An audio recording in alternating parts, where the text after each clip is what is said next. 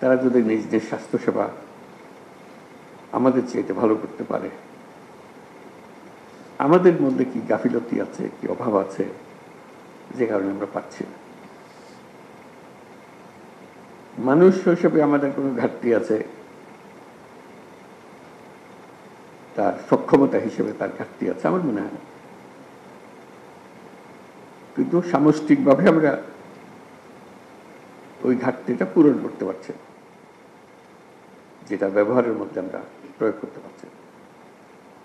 তো সেটাই নিজেদের কাছে আত্মজিজ্ঞাসা যে কিভাবে করলে আমরা এটার থেকে পরিত্রাণ পাব। অনেকে পলিসির কথা বলবে, অনেকে সুযোগ সুবিধার কথা বলবে, হাসপাতাল নাই, যন্ত্রপাতি নাই, সরবরাহ নাই, যন্ত্রপাতি পড়ে আছে, বহু মূল্যবান যন্ত্রপাতি মেরামতের অভাবে গত 10 বছর ধরে এটা এভাবে পড়ে আছে। কথার কথা এরকম বহু কাহিনী শুনি, বহু কাহিনী জানি। সেগুলো ওভাবে থেকে যাবে, যেহেতু আমরা আর কোনো প্রশ্ন তুলছি না এই ব্যাপারে। এটা সেটেল ফ্যাক্ট, ওইভাবে হয়। আমাদের যারা উত্তরসূরি আসবে তারা ওইভাবে ধরে নেবে, এভাবে হয়। এভাবে হলে তার দেশ পাল্টায় না, মানুষ পাল্টায় না। মানুষ পাল্টায় যখন আমরা প্রশ্ন তুলি কেন হবে, এই প্রশ্নটা নিজেদের কাছে জিজ্ঞাসা করার জন্য আমরা সবাই করছি, কেন হবে।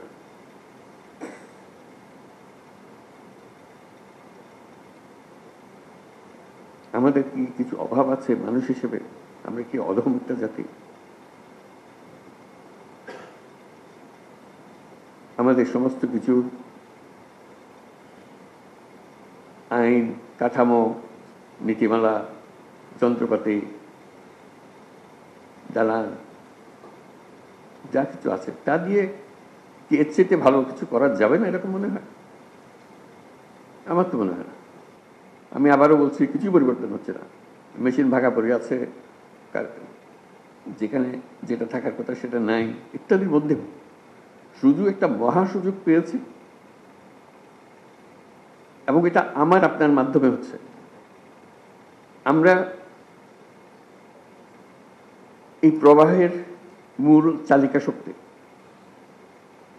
আমাদের ছেলে মেয়েরা, বাচ্চারা এখনো নাই, ওরা আসবে, ওরা দেখবে। যারা আমাদের বয়সে বড় তারা চলে গেছে বা কর্মক্ষেত্রে নেই। আমাদের হাতে এটা, এই পরিবর্তনের জোয়ার।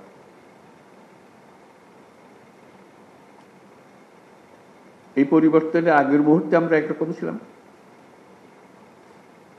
এক জগতে বাস করতাম, মেনে নিয়েছিলাম সবকিছু যেভাবে আছে সেভাবেই হবে। একটা বালিশ যদি 1 লক্ষ টাকা দিয়ে কিনতে হয়, আমরা 1 লক্ষ টাকা দিয়ে কিনবো, ওইভাবে নিয়ম ওইভাবে করেছি। এখন তো হঠাৎ করে পাল্টে গেছে। সে পরিবর্তনটুকু যে আমাদের জিম্মায় হচ্ছে, এই জিম্মাটা বদলাম।